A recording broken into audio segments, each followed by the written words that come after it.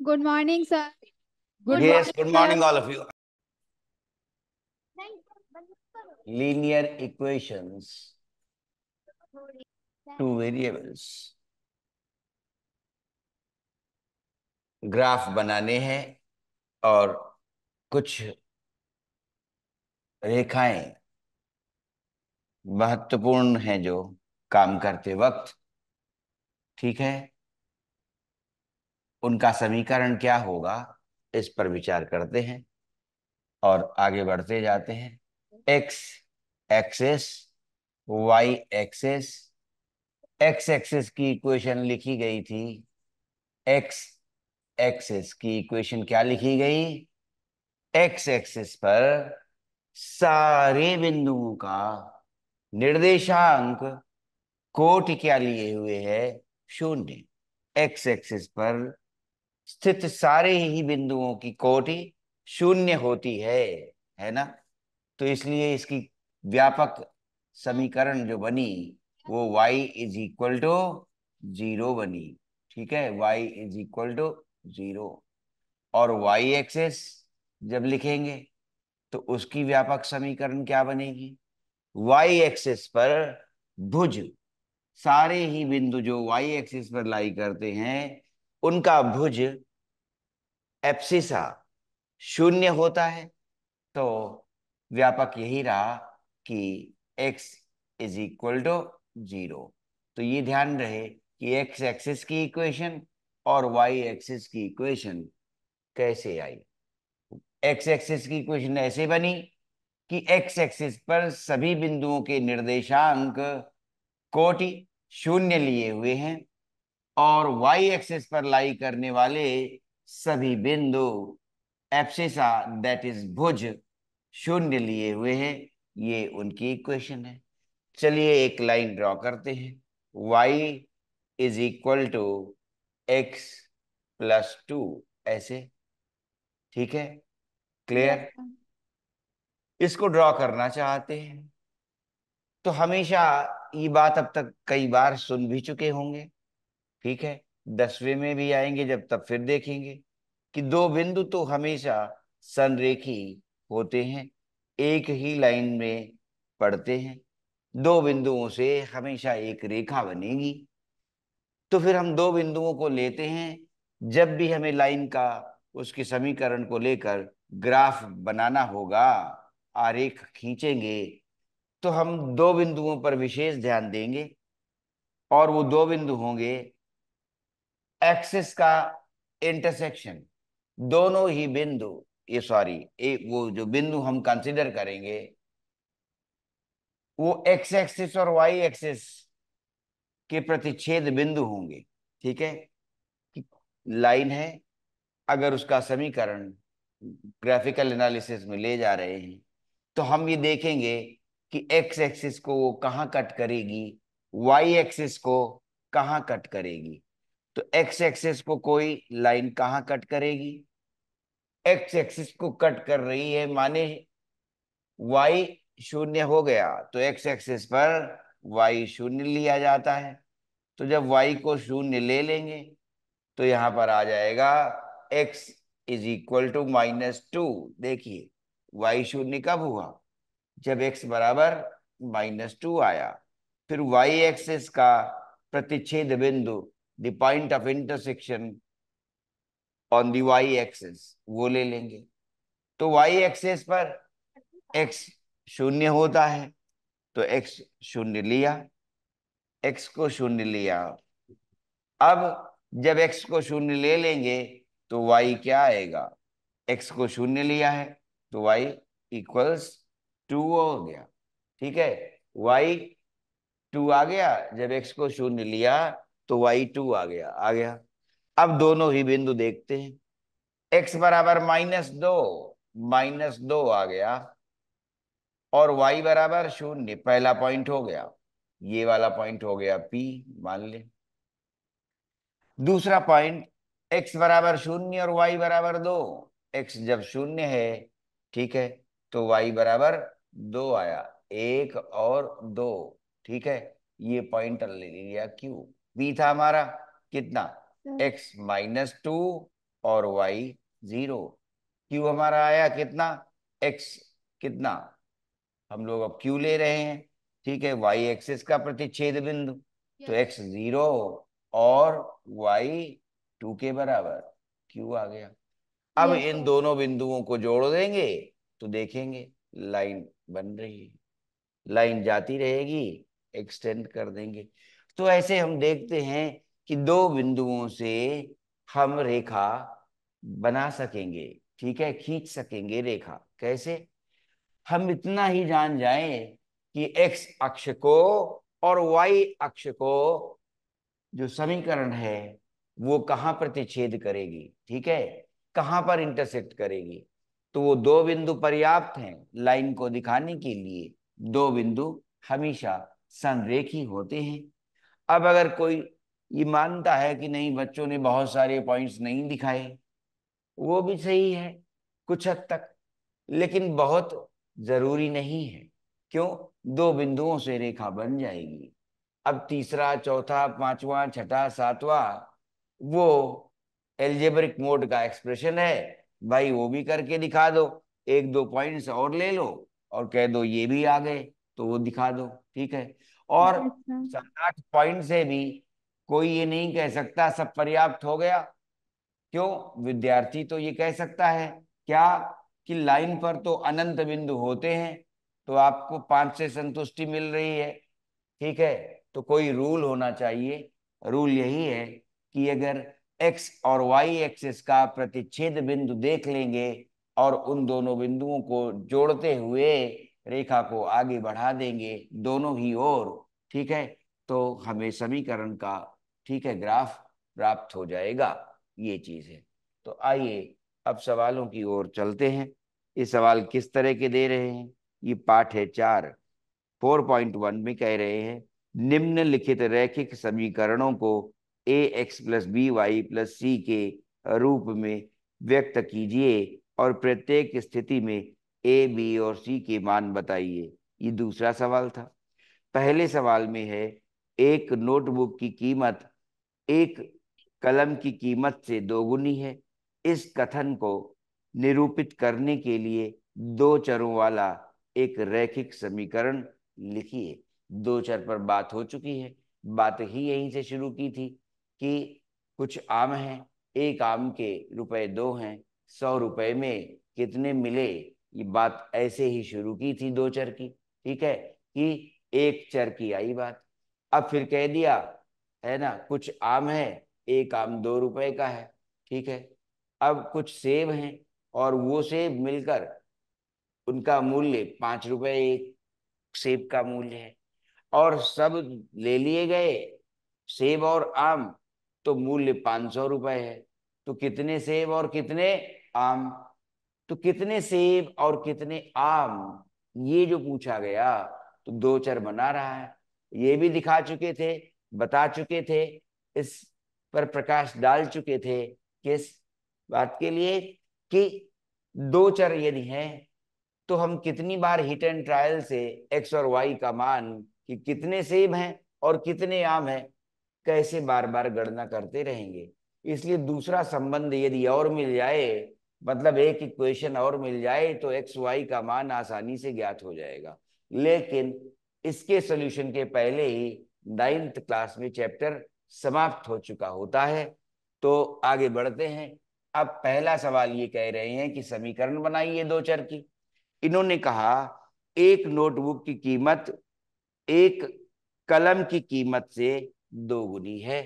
तो नोटबुक हमने ली, ठीक है, और नोटबुक की कीमत कह रहे हैं कितनी, एक कलम की कीमत से, ठीक है, कलम, ठीक है, तो पेन कंसीडर किया।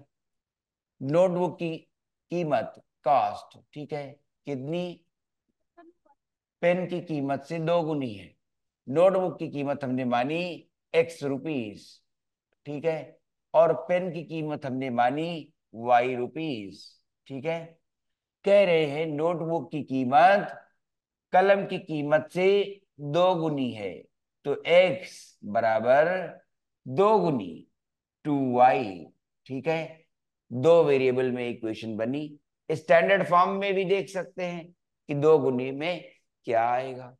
तो फर्स्ट डिग्री दो वेरिएबल थे। देखो फिर से याद दिलाएं एक बात कि जब 2x+3, ठीक है, इज इक्वल टू 5 लिख रहे हो तो एक ही चर आया है, ठीक है।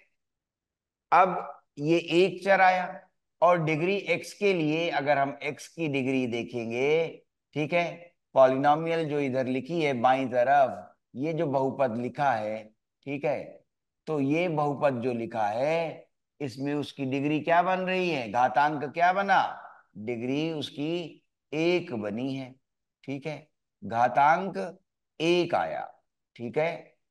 अब उसके बाद अगर हम दूसरा वेरिएबल भी ले लें, ठीक है, तो 2x, और जैसे यहाँ दो चीजें हैं, पेन और नोटबुक, ठीक है, तो 2x+ अगर 3y ले और उसको 7 कह दें तो पता चला कि x भी घातांक एक लिए है, y भी घातांक एक लिए है, और जो साथ कांस्टेंट टर्म आया है, ठीक है, वो वेरिएबल नहीं है, तो इसकी घात शून्य है, ठीक है। यस। क्लियर। तो जो बहुपद आपने देखा था, शुरुआत कीजिए, बहुपद में आपने लिखा था a0 x⁴n plus a1 x⁻n−1, जो चर है उसकी घात घटती जा रही है, और घटते घटते a2 x⁻n−2, और जब घटी तो फाइनली आया an, और x⁻n−n, n-n क्या ले गया, शून्य ले गया, x⁻0 क्या बची, जीरो हो गया, x⁻0 आया, जीरो आया, तो क्या हो गया, x⁻0 = 1।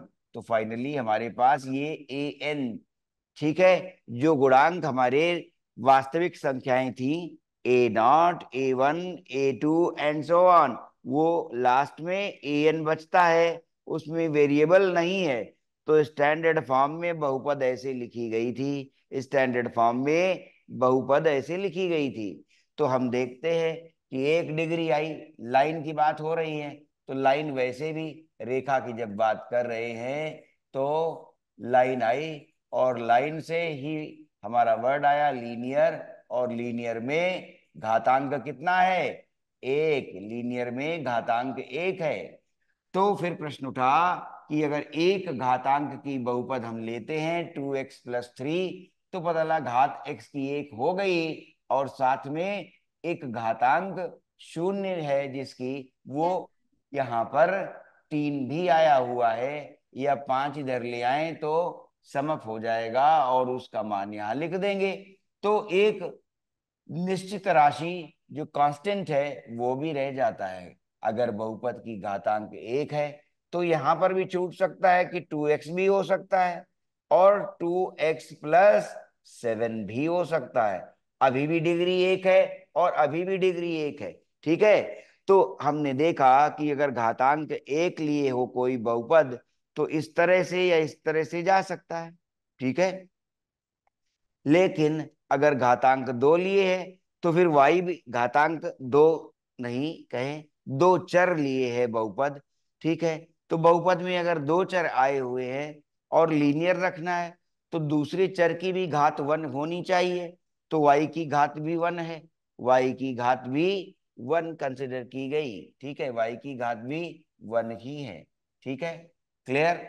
Yes sir. और उसके बाद फिर कांस्टेंट टर्म बच गया। तो कांस्टेंट टर्म हो या ना हो, जैसे कि अगर हम लाइन लिखते y = x, तो इसमें कांस्टेंट टर्म नहीं है, दो चर तो आए हैं, x-y = 0, दो चर तो आए, लेकिन कांस्टेंट टर्म नहीं आया, ठीक है, अचर राशि नहीं है, चर यस सर। ही आए हैं, यहाँ अचर राशि नहीं है। क्यों, ऐसी इक्वेशंस में नहीं होगी, ठीक है। और अगर ऐसा है तो हम ये भी देखेंगे कि अगर कांस्टेंट टर्म सी मिसिंग है, नहीं है, तो उसका मीनिंग क्या निकलता है, ठीक है। अगर वो नहीं है तो इसका अर्थ हुआ कि जो रेखा आएगी वो मूल बिंदु से जाएगी, ठीक है, जो रेखा यस सर। आई, जो रेखा बनी, वो मूल बिंदु से जाएगी, क्योंकि जैसे ही एक्स का मान शून्य रखेंगे, वाई का मान भी वाई का मान भी शून्य ही निकलेगा। तो रेखा मूल बिंदु से निकलती है। ठीक है, तो ये यस सर। नहीं है कि जब उसमें अचर राशि नहीं हो तो फिर वो लीनियर नहीं कहलाएगी, ऐसा नहीं है। लीनियर ही रहेगी। बस होगा ये कि ग्राफ जब देखेंगे तो पता चलेगा कि यदि कांस्टेंट टर्म नहीं है, अचर राशि समीकरण में नहीं आई हुई है, तो रेखा मूल बिंदु से निकलती है। क्यों? x बराबर 0 रखेंगे तो y बराबर 0 आ जाएगा। ठीक है, तो यस उन्होंने कहा था नोटबुक का कीमत x माना हमने, पेन का कीमत हमने y माना, और कहा समीकरण बनाइए। तो x is equal to 2y समीकरण बन गया। ठीक है, फिर उसमें कह रहे थे निरूपित करने वाले दो चरों वाला एक रैखिक समीकरण बना दीजिए, लिखिए। और अब दूसरा सवाल आ रहा है, तो समीकरण बन गया, और ऐसे विस्तार भी दे सकते हैं कि x-2y = 0। ठीक है, ये व्यक्त कर रहा है कि नोटबुक की कीमत पेन की कीमत से दोगुनी है।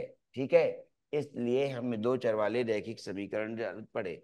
अब फिर से देखें कि अगर स्टैंडर्ड फॉर्म में लाइन लिखेंगे तो कैसे बनेगी।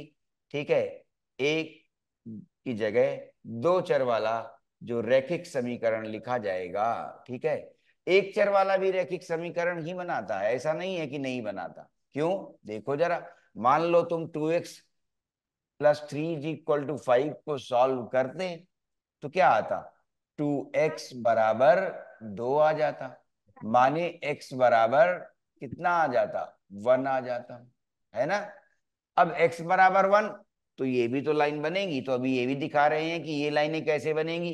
x बराबर कांस्टेंट और y बराबर कांस्टेंट। ठीक है, x बराबर 0 लिख लिया था तो y एक्सिस बनी थी, y बराबर 0 लिख लिया था तो x एक्सिस बनी थी। अगर ऐसे ही x बराबर 5 लिखें और y बराबर 2 लिखें तो ये रेखाएं कैसे बनेंगी, उनका मतलब भी समझा रहे हैं। पहले स्टैंडर्ड फॉर्म फिर से लिख लें। तो स्टैंडर्ड फॉर्म में हमने देखा कि x का कुछ गुणांक हो सकता है a, जैसे यहां पर 1 था, और y का गुणांक कितना है? 2। तो हमने देखा y का गुणांक भी हो सकता है। ठीक है, by, और उसमें कोई अचर राशि भी हो सकती है। तो स्टैंडर्ड फॉर्म में, ठीक है, क्या लीनियर रेखी समीकरण, ठीक है, इस तरह से आया, है ना। ax + by + c = 0। अगर मान लो b 0 कर दें तो फिर ये एक चर वाला रैखिक समीकरण बचेगा। ठीक है, देखो, यस सर। अगर अगर x का गुणांक शून्य कर दें, अगर x का गुणांक शून्य कर दे तो फिर y का बचेगा, फिर से एक चर वाला रैखिक समीकरण बचा। इसका अर्थ ये हुआ कि अगर दो चर वाला रैखिक समीकरण रिटेन करना है तो ए और बी शून्य के अलावा होने चाहिए, नहीं तो फिर दो चर नहीं रह पाएंगे समीकरण में। दोनों में से कोई भी एक शून्य यदि हो जाएगा, कोई भी एक शून्य हो जाएगा, तो फिर एक चर समीकरण में बचेगा। इसलिए दो चर वाला रैखिक समीकरण स्टैंडर्ड फॉर्म में ऐसे लिखा जाएगा कि x और y दोनों के यस गुणांक यस होने सर। चाहिए, और कांस्टेंट टर्म शून्य भी हो सकता है और नहीं भी हो सकता है। अगर कांस्टेंट टर्म शून्य हो जाएगा तो रेखा जो आरेख बनेगा वो मूल बिंदु से जाएगी। अगर कांस्टेंट टर्म शून्य हो जाएगा तो रेखा मूल बिंदु से निकलेगी। क्यों? जैसे ही x का मान या y का मान शून्य रखा जाएगा तो फिर दूसरा अपने आप शून्य हो जाएगा। Yes y sir. बराबर 0 रखिए, ये 0 हुआ, x बराबर 0 आ गया। तो स्टैंडर्ड फॉर्म में ध्यान रखें कि एक रैखिक समीकरण ax + by + c से लिखा जाएगा। तो दूसरे सवाल पर बात कर रहे हैं, निम्नलिखित रैखिक समीकरणों को ax + by + c standard form जो दिखाया उस फॉर्म में लिखिए, और फिर से ए बी सी की गणना कीजिए और ज्ञात कीजिए उन्हें। ठीक है, तो ये जरूरत इसलिए पड़ता है कि जब 10वीं में पाठ पढ़ाते हैं यही तुम्हें, तो उस समय ये बात आती होगी, आएगी क्या, कि किस तरह का हल निकलेगा। तो उस समय हमें कंपेयर करने पड़ते हैं ए बी सी। तो हमें ए बी सी देखना अभी से आना चाहिए। ठीक है, पहली इक्वेशन दी है, देखिए 2x+3y, ये 2x+3y इज इक्वल टू कितना, 9.35 बार लिख दिया है। ठीक है, इज इक्वल टू 9.35। ठीक है, यस ये सर। लिखा। अब देखिए जी सर। स्टैंडर्ड फॉर्म ला रहे हैं, 2x कांस्टेंट उसी तरफ होना चाहिए, -9.5। बराबर 0 इक्वल टू 0। अब तो ये क्या आ गया, ए ए का ए मान, ये बी का बी मान है।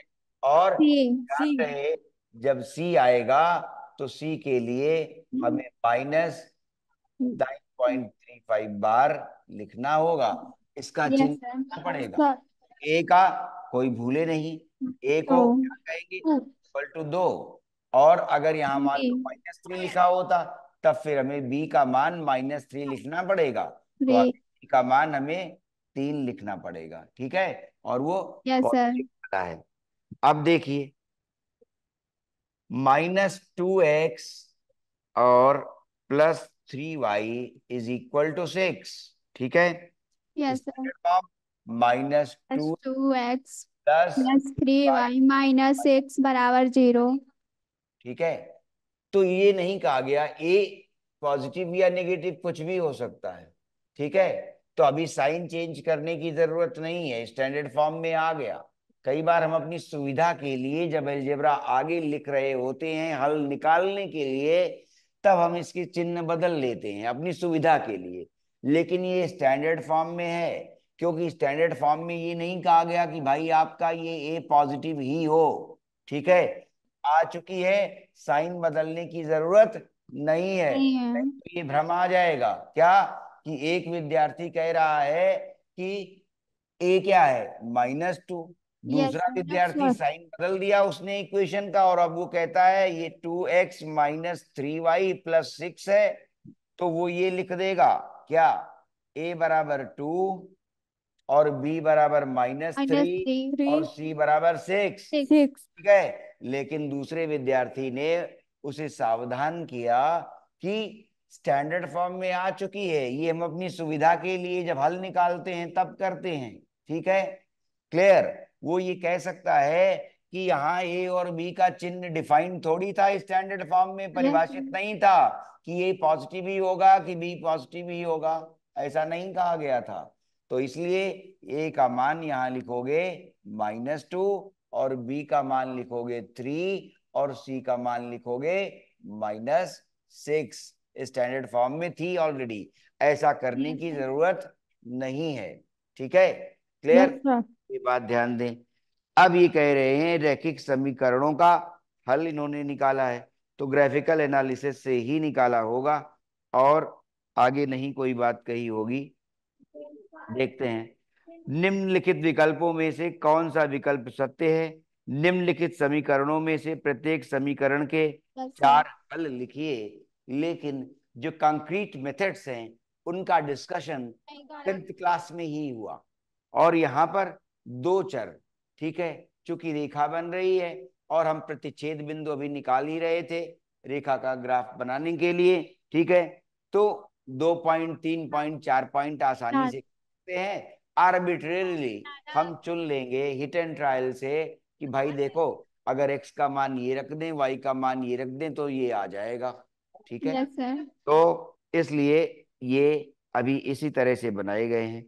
और 4.2 में चौथे सवाल में भी इस तरह की बात आती है क्या, के का मान ज्ञात कीजिए जबकि दिए गए समीकरण, ठीक है, का एक हल हो। ठीक है, दोनों को एक हल मिले तो इसका अर्थ क्या निकलता है। तो 4.2 की ओर कुछ बातचीत यस जरूर सर। जा रहे हैं। ये स्टैंडर्ड फॉर्म था, स्टैंडर्ड फॉर्म था ये 2 चर वाले रैखिक समीकरण का। ठीक है, 2 वेरिएबल्स। ठीक है, 2 वेरिएबल्स में स्टैंडर्ड फॉर्म लीनियर इक्वेशन। ठीक है। अच्छा,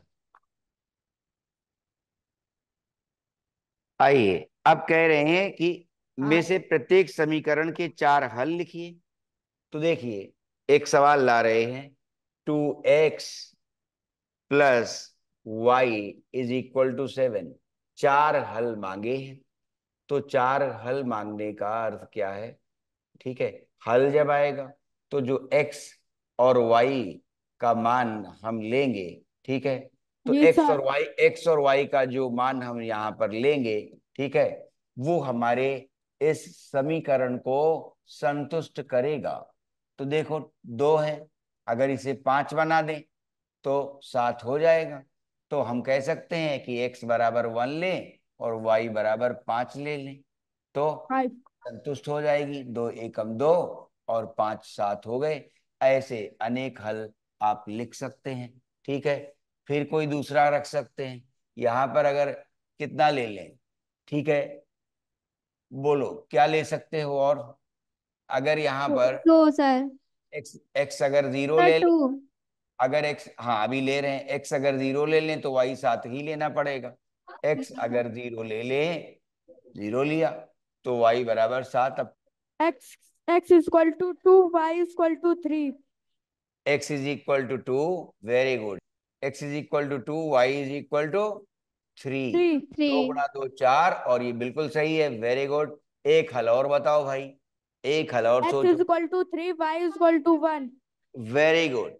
x is equal to three, y is equal to one. तो इस तरह से हमें चार हल मिल गए। और आएगा। अगर ऐसे हम एक दो चर वाले रैखिक समीकरण में अगर एक ही समीकरण दी हुई है तो ऐसे अनंत हल हम दे सकते हैं। लेकिन अगर कोई एक समीकरण और दी जाए, ठीक है, तो साइमल्टेनियसली क्या होगा कि अगर पहली रेखा हमने बनाई, ये लाइन फर्स्ट, और दूसरी रेखा ये आ गई, ये दूसरी, तो फिर जो हल निकला वो ये बिंदु P, प्रतिच्छेद बिंदु, दोनों का प्रतिच्छेद बिंदु P। ठीक है, P जो आया बिंदु, वो हल है पहली लाइन की इक्वेशन का, ठीक है, और दूसरी लाइन की इक्वेशन का। ठीक है ना, फॉर बोथ। ठीक है, दोनों ये बिंदु हल देगा क्या? जो दोनों का कॉमन पॉइंट है, जो दोनों का कॉमन पॉइंट है। ठीक है, फॉर बोथ। ठीक है, दोनों को एक साथ, है ना, साइमल्टेनियसली सेटिस्फाई कर रहा है। ठीक है, तो वही हल कहलाता है। एक ऐसा बिंदु जो दोनों ही रेखाओं के ग्राफ पर लाई कर रहा है, एक यस ऐसा सर। बिंदु जो दोनों ही रेखाओं के ग्राफ पर स्थित हो गया, तो वो उभयनिष्ठ बिंदु है। ठीक है, तो ये ध्यान रहे, क्या? पहले और दूसरे का। ठीक है, for yes. Both first and second, और उसको भी साइमल्टेनियसली कहेंगे, एक साथ। ठीक है, साइमल्टेनियसली, एक साथ। ठीक है, एक साथ आएगा। तो ये बात ध्यान रहे। तो चौथे सवाल में वो कह रहे हैं, के का मान ज्ञात कीजिए। ठीक है, x बराबर दो, y बराबर वन, समीकरण 2x plus 3y equal to के का एक हल है। चौथा सवाल था, उसमें कह रहे हैं के का मान ज्ञात करना है, जबकि x बराबर दो और y बराबर वन, x बराबर दो और y बराबर वन, समीकरण 2x प्लस 3y, समीकरण 2x plus 3y is equal to के का ये हल है। ठीक है, इसका हल x is equal to two, y is equal to one रखें। टू एक्स क्या है? दो है, और तीन, वाई क्या है? वन। वन। तो अब हमारे पास इक्वेशन में के राइट हैंड साइड था, दो गुणा दो चार, फोर। और प्लस तीन, ठीक है, ये के का मान सात बन गया। ठीक है, तो अगर ये निर्देशांक किसी बिंदु के इस समीकरण का हल प्रस्तुत करेंगे, तो माने ये हुआ कि एक्स और वाई के वो मान इसको संतुष्ट करेंगे, तो हम यही वैल्यूज वहां रख देंगे। जब रख देंगे तो सिंप्लीफिकेशन के बाद के का मान आ जाएगा। ठीक है, पाठ यही पूरा था। ठीक है, क्लियर। तो इसकी विषय वस्तु इतनी सी ही थी। ठीक है, एक सवाल और लिखिए। अगर ये माना जाए कि x बराबर 2k-1 है और y बराबर है k, y बराबर k, और समीकरण दे रखा है 3x-5y-7 = 0। ठीक है, 3x-5y, 3x-5y-7 = 0। ये इस समीकरण का हल है, ये हल है इन्होंने कहा। तो के का मान बताइए, देखिए आइए साथ साथ। एक्स का मान क्या बोला? 3, 2k-1 हल है, इसलिए निर्देशांक ये जो एक्स और वाई के लिए लिखे गए हैं इसको सेटिस्फाई करेंगे। ठीक है, -5 इंटू वाई, वाई क्या है? के बराबर है -7, के का मान चाहिए था। 3 × 2 6k, -3, -5k, -7। Like terms collect करिए। के कहाँ है? ये है। 6k-5k क्या सर बचेगा? के के बचेगा। बराबर 10। और -3 और -7 -10। Excellent, very good. ठीक है, के = 10। के का मान 10 आ गया, आंसर बन गया। ठीक है, अब ऐसे ही से आगे बढ़ेंगे। शुभकामनाएं। ओके। Bye sir.